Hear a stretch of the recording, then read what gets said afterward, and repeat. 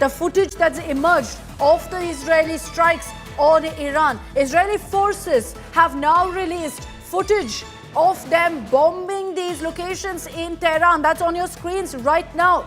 They're now putting out these images to show exactly how they carried out this strike and the impact of it. This has been released by the Israeli Defense Force, and those images are on your screens. Just look at that, viewers. That entire compound there, all destroyed in a matter of seconds. This is what a precision strike looks like. It's playing out on your screens. That entire area demolished, destroyed down to rubble in a matter of seconds. We're going to presume that that location there was perhaps a key military compound. Was this the one where you had the Khamenei based? We don't know just yet. But this is the footage that's been released by the Israeli Defense Forces to show off the success of their operation. This is a strike that took place yesterday, and then you have a similar one that's happened today as well, just about 30 minutes ago, again from Tehran. And Israel has been saying that we are striking the heart of Iran. They're not going to stop. Very, very clearly, they're now going all out to ensure that this mission is a success. How do they define what exactly is a success in this mission?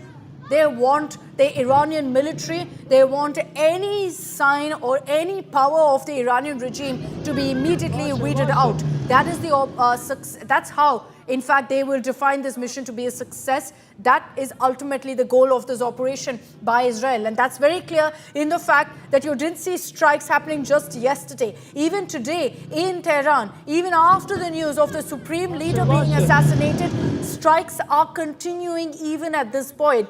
And don't think that Iran will sit back and watch. They're continuing with their counterattack, which is what has led us to constantly reiterate here that this war is nowhere near over. This is going to go on for the next few days as well, unless someone steps in, tells Israel to take a step back.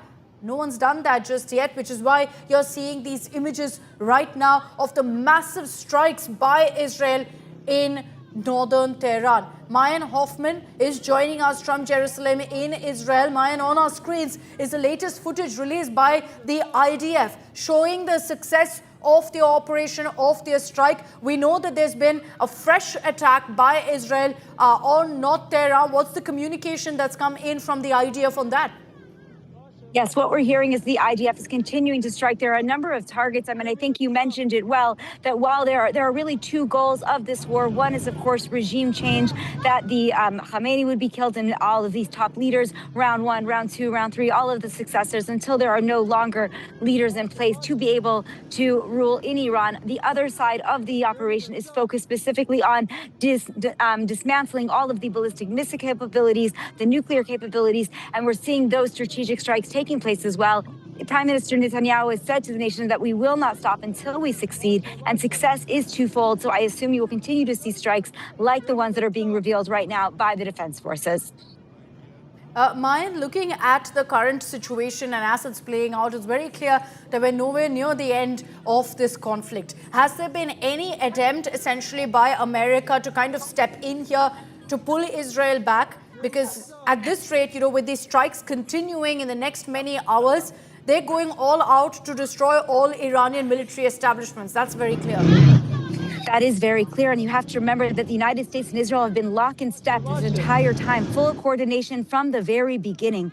What we saw and what we heard from Netanyahu and from U.S. President Donald Trump is that Israel and America are on the same wavelength.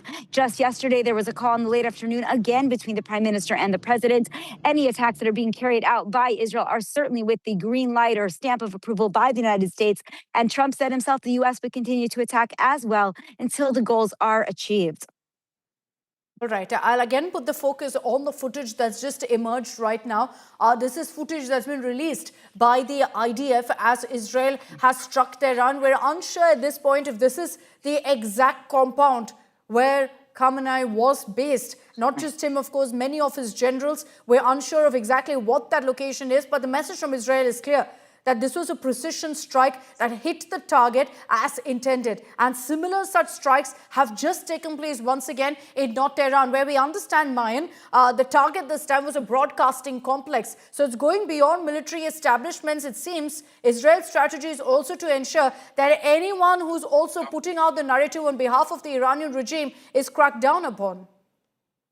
Yes, I mean, I think that's certainly the case. And I think if, yes, as you mentioned, we don't know the exact location. And also here, as strikes are hitting down from Iran into Israel, people are being very careful about reporting those exact locations of any drops. Yeah. There's going to be a security cabinet meeting to make decisions on the next phase of the war tonight. And the location of that meeting, we are also not sharing. In the end of the day, it's very important that Israel is careful about the locations for multiple reasons. One of them, and we talk about Iran, is that there are going to be many more strikes, and we certainly don't want them to be able to preempt or to move. We know that Israel was tracking Khamenei alongside the CIA for quite some time to know his every movement. It's possible that the footage you're seeing is that targeted precision strike. In general, Israel carries out precision strikes. You have to remember, Israel is one of the best militaries in the world at trying to alleviate civilian casualties. Unfortunately, we know that does not always work. We saw that certainly in urban warfare when it came to Gaza. But Israel does not have an intention of mass killing in Iran. These are precision strikes to take down the regime and to stop the weapons capabilities of Iran.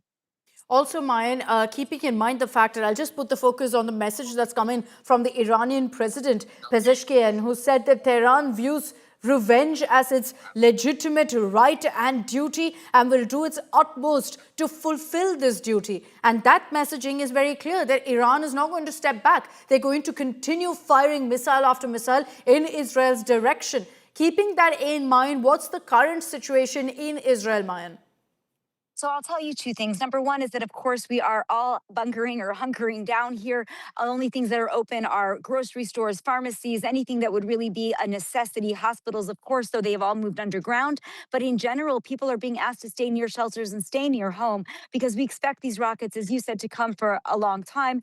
We had a first death overnight in the center of the country, several people in serious condition. During the 12-day war in June, 28 Israelis were killed. So people are certainly on edge. These are ballistic missiles. We're not talking about the rockets you generally see from Hamas and Hezbollah, also which are deadly, but certainly not nearly as deadly as the rockets that we're seeing coming from Iran.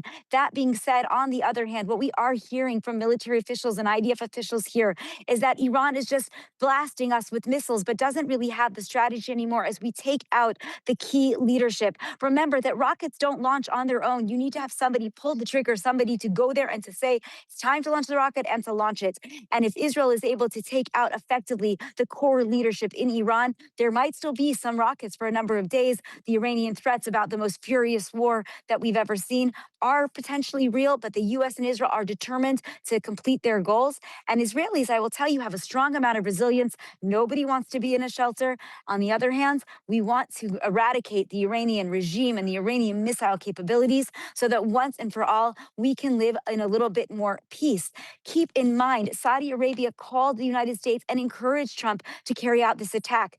The Iranians right now are not only attacking Israel, they're attacking many of the Gulf states in the region, Bahrain, the UAE, allies of Israel. All of these countries are together understanding that we want a better and safer region. I would surmise that if there is success, and I say if, I hope there will be, of course, for Israel and the United States, we still have to let that play out a little bit further. But if there is success, one can imagine that Saudi Arabia would move forward with the normalization it planned with Israel before October 7th, and the region will look a lot different. Mine just also, considering we're talking about Israel's precision strikes, I also wonder if Iran, in their counter missiles, are also targeting certain installations, or are these missiles targeted towards civilian establishments? Well, look, it's both. Iran is obviously using precision missiles. Iran does have excellent technology. It's been working also, remember, with Russia and China to upgrade its capabilities. And I can't tell you the location of all the places where the missiles dropped, some of which we know and some of which we don't. But certainly they are targeting key military and key energy infrastructures, military bases without question, and headquarters. Those are some of the goals of the Iranian regime. We knew that last time in June. We're seeing it again today. They are definitely targeted missiles. But most of the missiles, I want to remind you, 99% are intercepted in the sky. It's not 100%. We have the new laser capabilities. We have the Iron Dome, which we've always had. They continue to improve. But that being said, it's not foolproof. And again, that's why Israelis are being asked to stay near their shelters because some of those rockets will get through.